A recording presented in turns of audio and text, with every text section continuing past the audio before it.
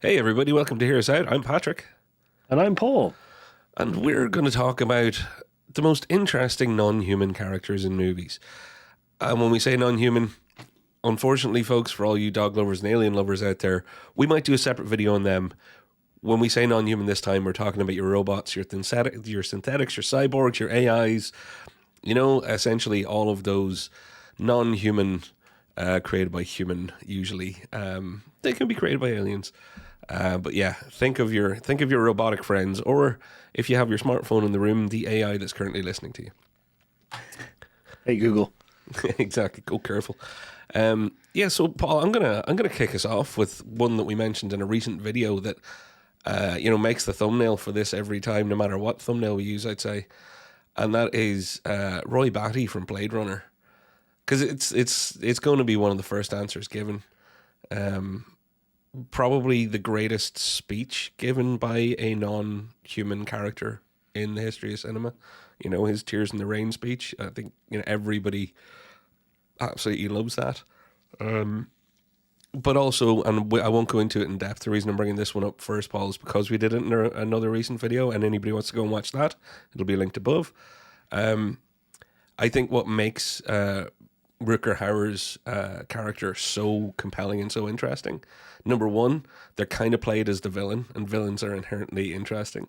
The fact that when you really think about the situation that he's in, he's not really a villain.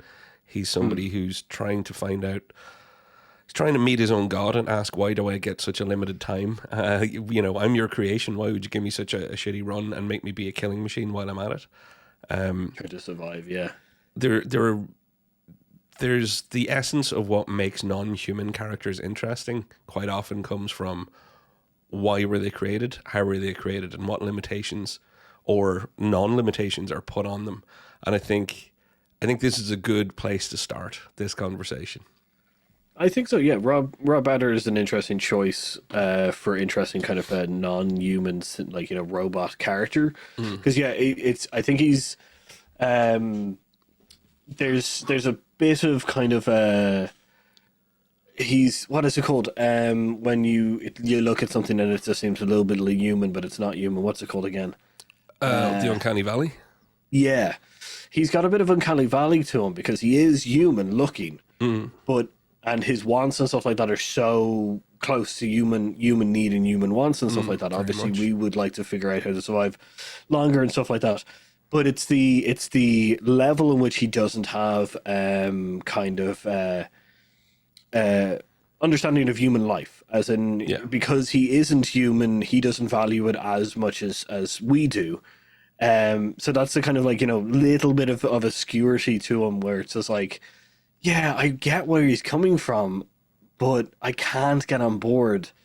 And I think there's that kind of interesting kind of if I was in his shoes, which we many are, I'd be with him. So he's an interesting character because he's a mirror image of humanity. Yeah, and like I say, one of the things, the whole idea behind this episode, folks, get into the comments, let us know. And it's not just, who's the coolest looking, although let us know what's the coolest looking non-human character, or the one that you like most.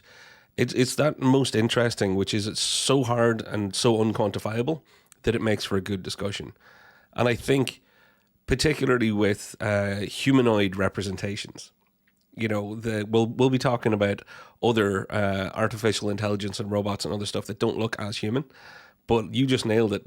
Roy Batty, Rutger Hauer is human. Daryl Hannah, they look human, but the story tells you that they're not. These replicants are not. And writing your story and having humans or things that pass completely for human but are then not treated that way gives you an inherent dissonance that I think makes a character particularly his, so interesting.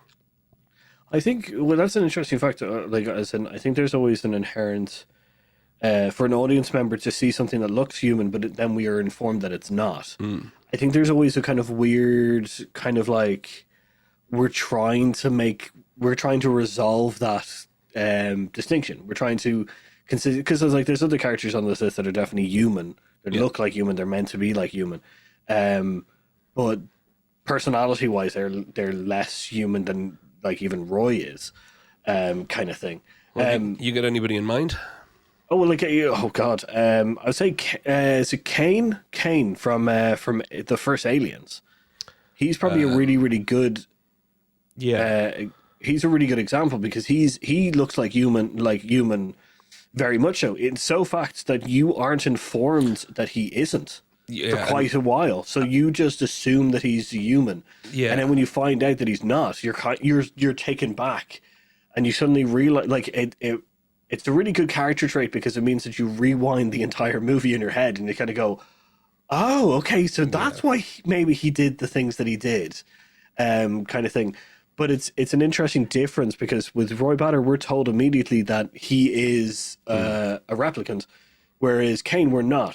I think it's Ash in the first movie. Oh, Ash. Actually, sorry, yes. Sorry, you're right. Yeah. But I'm so glad Kane you brought it up. is Hunt's character. Yeah, exactly. Yeah. Ash. But I think Ash is a great example because Ash, and for somebody who was pretty much alive back then, as the old fart of the group here, one of the great things about Alien and having that human character that all of a sudden you're like, oh, they're not human, and then they're, they, spoiler alert for a 50-year-old movie practically, has, is a bit of a problem, is a little bit evil, maybe a little bit too corporate, but thanks to their programming, or maybe, they went a little haywire. But talk about the lineage of some of the most interesting use of non-human characters, because Ash then leads you to Bishop. And I think Bishop in Aliens builds so beautifully on what you've known from that first one that you just brought out.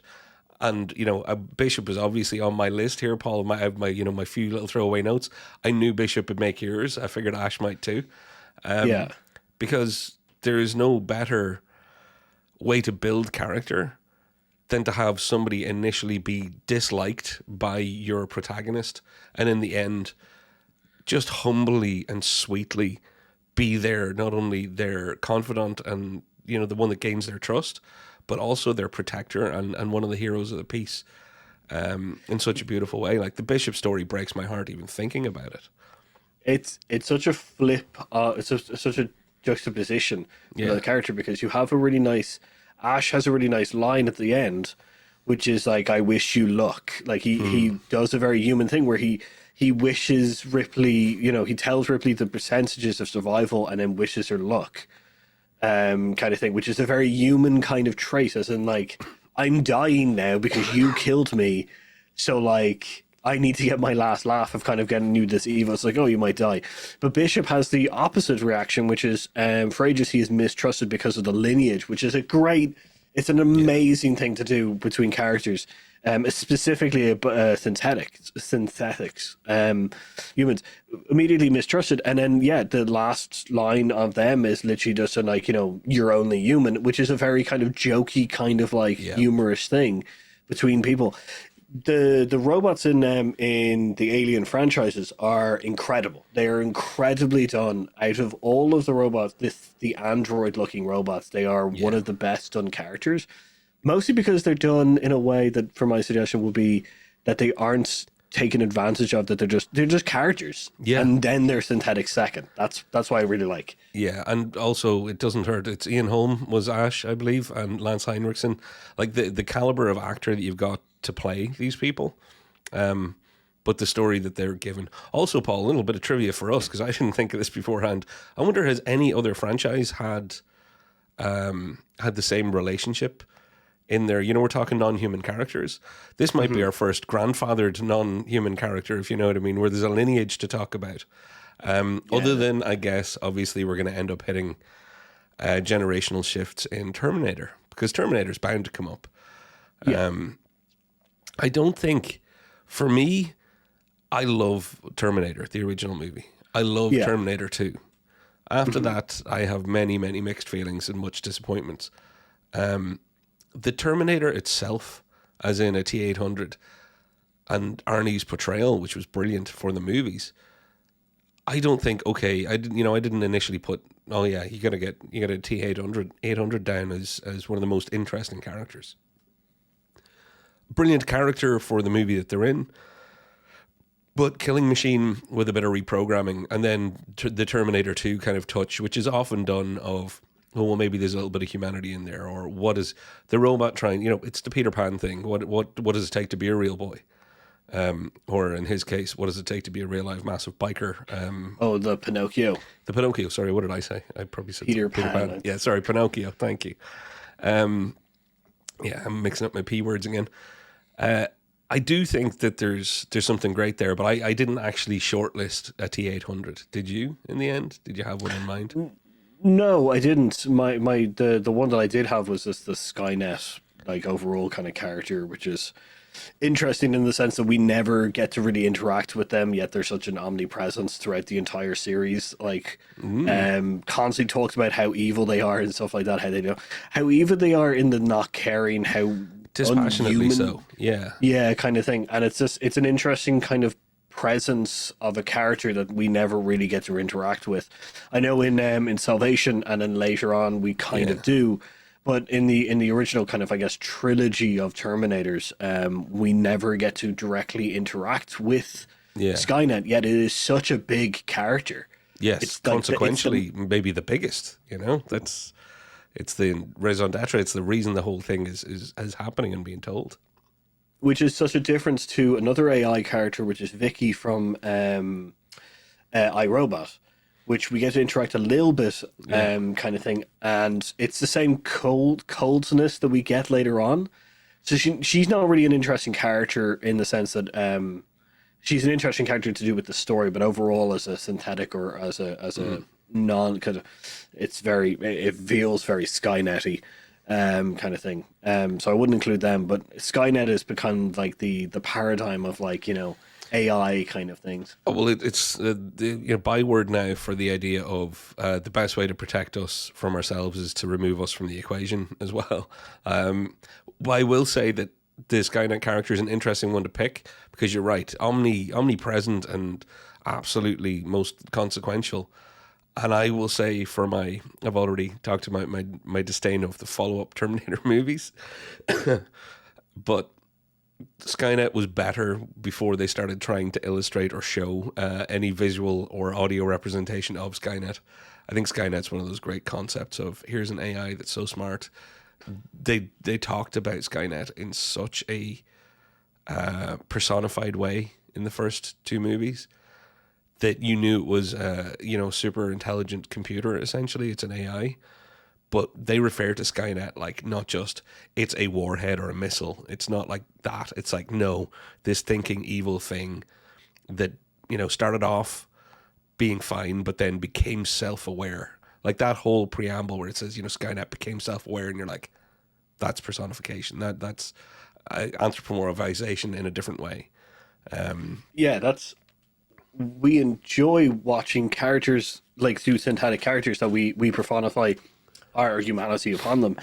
We are in Terminator. We're doing the opposite. We're saying how evil Skynet is, without no interaction or any kind of like. So we have no thought process there, because like if you look at the Skynet kind of story, we are the first. Like it becomes sentient, and then we try to kill it. Yeah. So we do strike first, and it strikes second. So it's kind of this weird kind of. We always forget about that little point. Of the first thing that it suddenly becomes, hey, I'm a living creature, and we go kill it, right. Like, you know, and then from then on we never get to really interact with it. But I guess we moving become on God, we start acting like a very bad one, I guess. Sorry, Paul, go for it. I was going to say, moving on from Skynet, do you have any Well, there's two segues I'd love to make from Skynet, but I'm going to have to make them sequentially because it can't happen concurrently. You can either look at the idea of that as an artificial intelligence, or you can look at it as something that's trying to save you from yourself. So I'm going to put in a little honorable mention and then jump away from it, if that's okay, Paul. Oh, yeah, of course. A little honorable mention for Ultron. I think Ultron's an interesting one, not the best Marvel movie, but Ultron, the character that they actually managed to portray in the movie, the reason... And again, you know, the whole humans are a virus, the Skynet logic of it all, of the only way to protect you people is to get rid of you people, and I'm going to evolve and blah, blah, blah. But the thing that makes Ultron different from an awful lot of non-human characters in movies is that he's supposed to be created out of an amalgam of some of the characters you already know. Like, that makes Ultron really quite compelling as a character. Now, if they'd done a better job with the movie and maybe hadn't decided to do a one and done, I think Ultron is one of those things, if you could take it somewhere else, Ultron could be a study of Stark and of Banner and of Jarvis and of all sorts of things, which is why Ultron only gets an honorable mention for me, that there's a lot of potential there. Somebody should get away from the MCU and consider the idea of having your non-human character be a reflection of some of its creators as in a reverse character study in that direction. Yeah, it feels like Ultron is essentially he's Tony Stark without any of the moral kind of, he's his intelligence and logic entirely. There's no humanity there really, even though he makes jokes and stuff like that. There is no actual humanity, and it's the foregone conclusion of, well, the only way to protect the Earth is by getting rid of humans, because that's like it's such a error in the code, because it's like, protect the Earth. It's not protect humanity or anything like that. It's protect the Earth. So that's why he decides to wipe out humanity. It's such an interesting kind of there's a small parallel between the ego and hubris of how Tony had been portrayed up until that point, and how Ultron was a negative reflection of that as well. But yeah, I like I say, only an honorable mention, because where I'd really love to go from Skynet is straight to Hal, because talk about somebody in Skynet that's consequential but not shown. And then one of my personal favorites, I think the depiction of Hal, not just the importance in the story, but that red dot, that Oculus, is just, it's beautiful. I'm not telling anybody out there that's ever watched a movie anything new, this is incredibly beautiful. It's incredibly impactful. Obviously that film is a masterpiece in storytelling and visuals in so many different ways, but I think the combination of the visual and the voice that they used for Hal is just mind-blowing. But for Hal to have that kind of, the whole movie starts with, apes learning to use tools. And then you've got Hal's kind of evolution as a child who's frightened of death, and everything that story does with that character makes you want to know more. And what more can you say for a compelling or interesting character than being like, actually, I'd watch another 5 hours just on Hal here. Hal's always an interesting. So yeah, Hal is very recognizable. It's a very pop culture now, like iconic kind of like visual, which is great. It's such a simple kind of like very recognizable kind of way.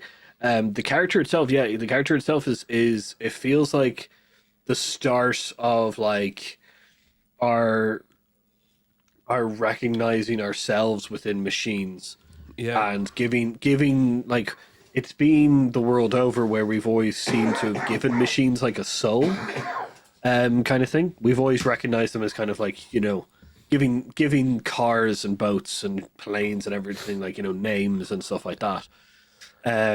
It's very recognizable with Hal, as in like we nurture Hal, and we bring it up and create it as a central computer.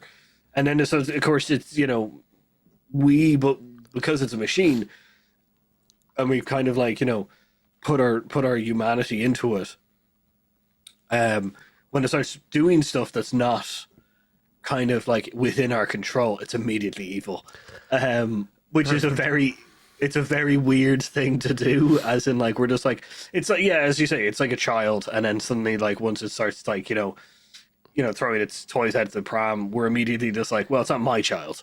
Do you want to know the one note that I wrote beside it on my notes here?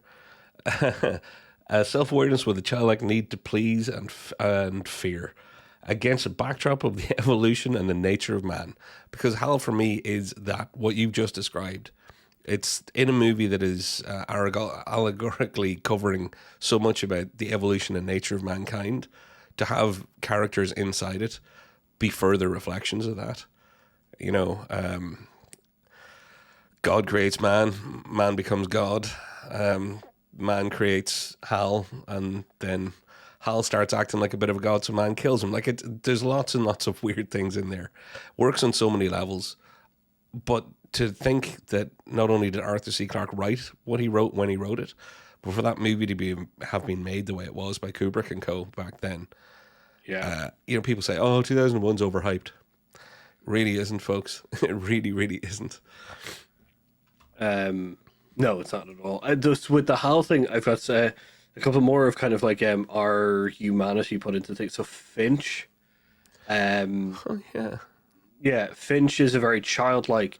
Finch is an Apple TV movie with Tom Hanks. His primary directive is to look after a dog. He is a child, and it is an amazing story to have him learn and grow up while we are watching him. With Tom Hanks as a father figure and stuff like that, but there's a desperation towards it, which is very sad. And it's a very, you could replace the command of look after this dog with look after this place, look after this earth, quite easily, as if it is passing on the torch and being like, be better than us. Kind of thing, which very much brings me into like another robot, very much the same of childlike kind of things, which is Robin Williams's character from Bicentennial Man. Bicentennial Man, yeah. Oh, what a great call. Yeah, he is childlike all the way up until he's not. Like I think my favorite characters within the robot, kind of within the AI or machine or synthetics, is people like Robin Williams's Bicentennial Man, or which is Data, or it's essentially that they are made better than us. They are physically more capable, they are smarter, they have everything perfectly down, but there's a spark in them to be more like us. It's the Pinocchio effect, yeah. Yeah, and I love that. I love that kind of like exploration of from a different perspective of human emotions and stuff like that. As in, they are confusing and weird and violent and lovely and beautiful and everything like that. And then coming from a complete logic computer, it's kind of just like, what the hell? How do you do a day?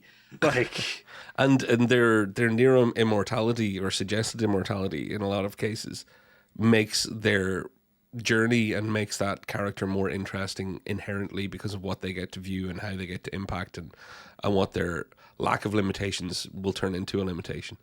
That's a beautiful call, Paul. Yeah, I'm so pissed off myself that I didn't think of Bicentennial Man now. I knew there'd be one that you'd pull on me where I'm like, God darn it.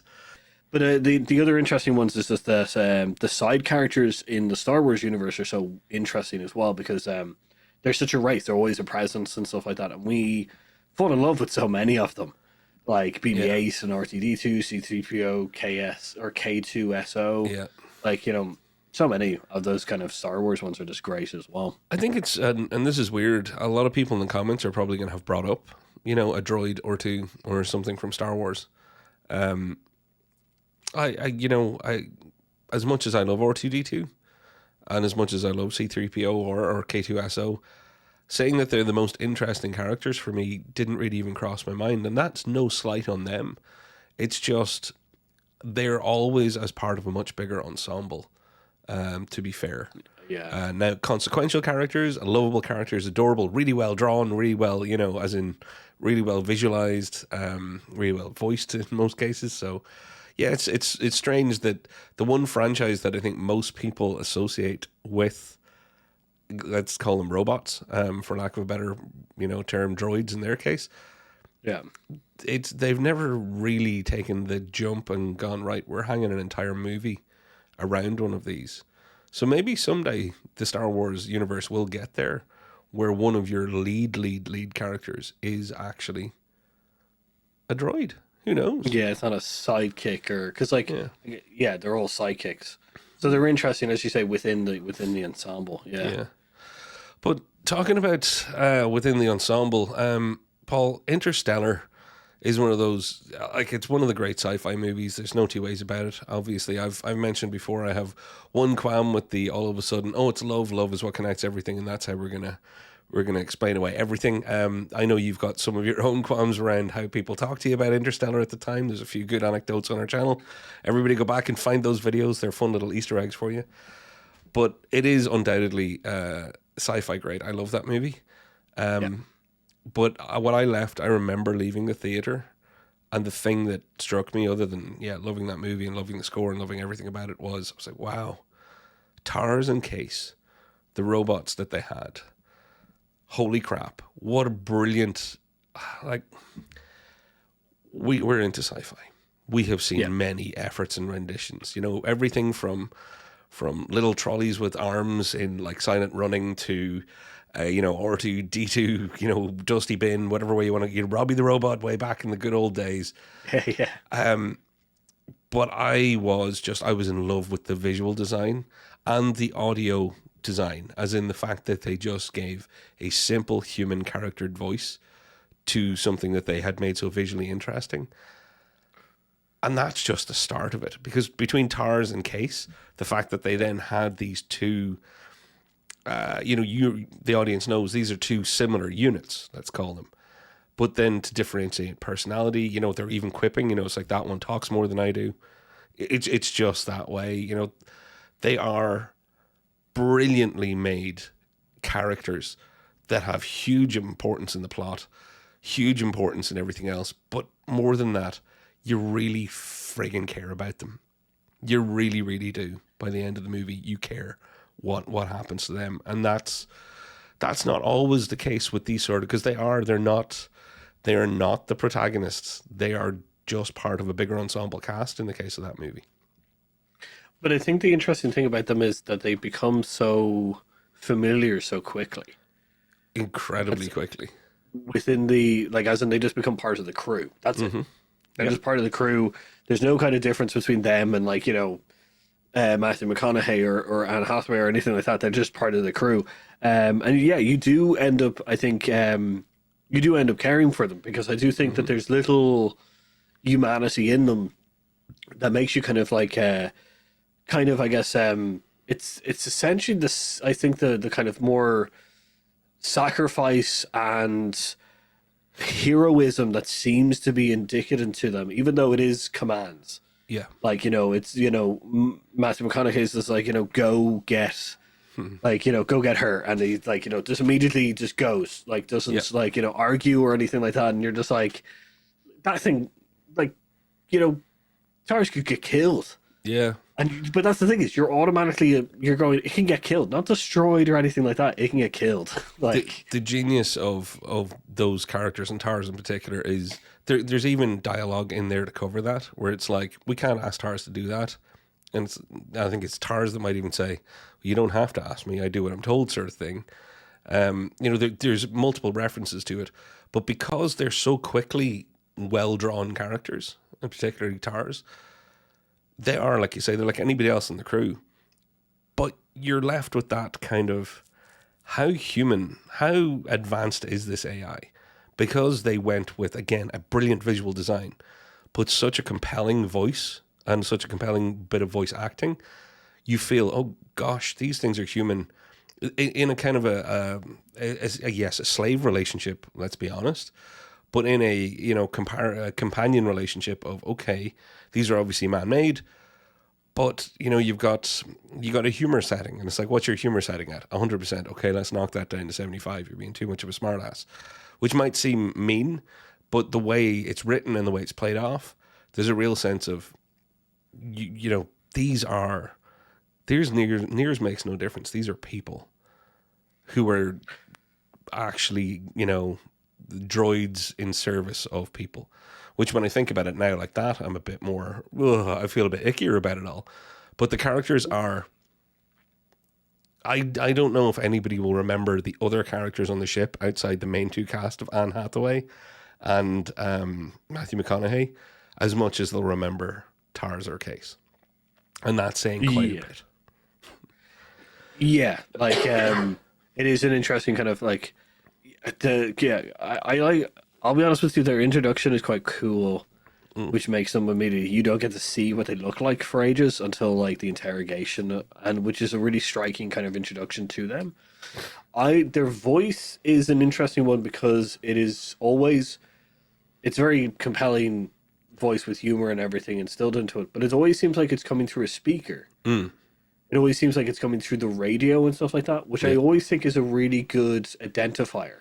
So when they speak, you immediately understand that that's like t.a.r.s or c.a.s.e. And they have slightly pitch differences between the two characters as well, between c.a.s.e. and twins. Bill Irwin is the voice of them. Right. I actually didn't do my homework on that. All I know is beautiful performance, Bill. Beautiful. Yeah, throughout that whole thing, it's just an amazing instillment of humanity in something that isn't such a strikingly different. It's not a bipedal thing. It's not a human looking thing. Yet once again, we are immediately just like reminded of our humanity through them. And breaking your heart for Rutger Hauer, and that would be Blade Runner for everybody, or for Lance Henriksen in Aliens. But breaking your heart for a gigantic fridge that flicks around like a Rubik's cube. That's special, and I think that's why I put kind of t.a.r.s down as there's an asterisk beside, because I don't think there's a right answer to the most interesting non-human kind of synthetic robot cyborg whatever. But I put a star there just in case if you pushed me, I'd be like, I'm going to probably go with t.a.r.s. Although my heart goes Bishop, but probably t.a.r.s. I get it. I think, as you say, I don't think there's a right answer or a wrong answer, because I do think it's entirely based on the viewer. Yeah. And on the day of the week. So anybody else that you want to get a little honourable mention in for before we say goodbye to the folks who are currently liking and subscribing to this video? Thank you all. As you can see, both myself and Paul are quite sick. But don't worry, we checked. You cannot transmit anything that we have through YouTube. But what you can transmit to us is your love by hitting a little subscribe if you haven't already. We'd love a like. But more important than that, into the comments and let us know what good old non-human characters you've really been taken by. Yeah, I don't think I don't think that I have too many. Like, obviously, ask in the comments down below. I'll message more of my choices. The problem is that I'm such a robot like lover that there's plenty of characters. Wall-E, there's plenty of characters out there that I just love. So Wall-E's a great one, and I think actually there may have to be a whole separate animated one to talk about. Yeah, exactly. Iron Giants and Wild Robots and all sorts of other stuff. So, all right, everybody. On that note, get into the comments, do what Paul has asked. I've been Patrick. I've been Paul. And we've been Here's Out, and we'll see you next time. See you later.